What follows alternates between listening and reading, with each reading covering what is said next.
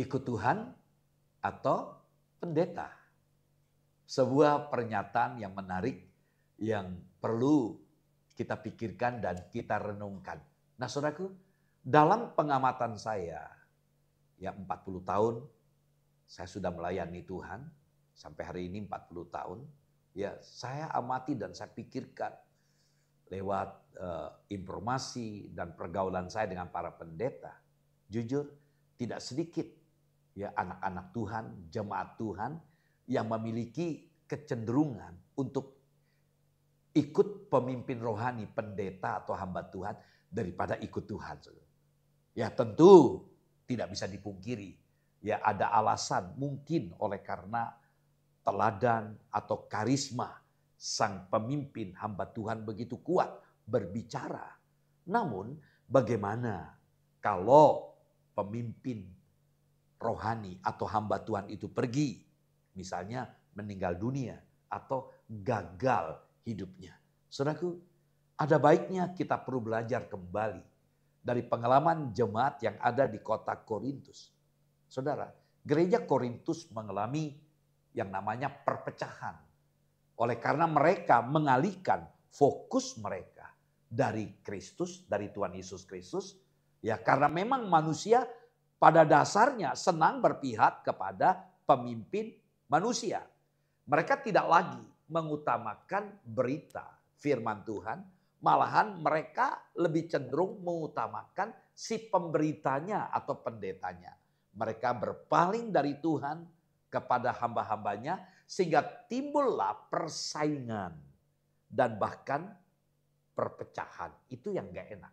Nah, kepada jemaat Korintus, Paulus bertanya dalam 1 Korintus pasal 3 ayat 5. Jadi apakah Apolos, apakah Paulus, ya pelayan-pelayan Tuhan yang olehnya kamu menjadi percaya masing-masing menurut jalan yang diberikan Tuhan kepadanya.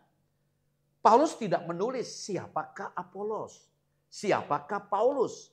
Dan kata lain, ia seakan-akan mengajukan pertanyaan. Kamu pikir kami ini apa sih? Apa kami manusia super? Atau pemimpin selebritis? Karena kita lihat ada begitu banyak pendeta yang terkesan selebritis kayak bintang film. Kamu salah saudaraku. Kami ini hanya pelayan. Kami ini adalah hamba Tuhan. Tidak lebih dari itu. Ketika pemimpin dijadikan objek penyembahan atau dengan kata lain kultus individu dan dikondisikan untuk memegang kontrol kuasa, maka Tuhan Yesus Kristus digeser dari tatanya. Kita perlu menghormati, memang harus kita akui, kita perlu menghormati pendeta, perlu menghormati hamba Tuhan, para pemimpin rohani kita. Tapi jangan dikultuskan. Karena itu mari kita fokuskan diri kita hanya kepada Tuhan Yesus yang adalah Tuhan kita dan juru selamat pribadi kita. Jangan ada orang Kristen yang lebih dan lebih mencintai pendetanya daripada Tuhan. Jangan sampai, karena di zaman sekarang banyak orang yang mau menjadi seorang pendeta, tapi dengan tujuan yang tidak benar. Jadilah pelayan Tuhan ataupun pendeta dengan motivasi yang murni. Tuhan Yesus memberkati kita semua, saudaraku.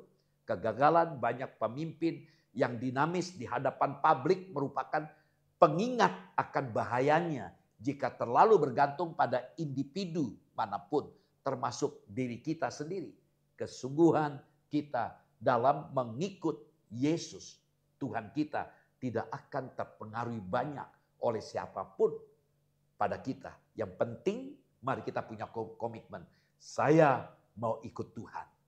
Saya mau fokus kepada Tuhan. Sehingga ketika terjadi masalah di sebuah gereja, kita tidak mau dikondisikan oleh masalah pemimpinnya. Kita tetap loyal. Justru kita berjuang untuk membangun sebuah gereja yang sehat. Amin. Soli Deo Gloria.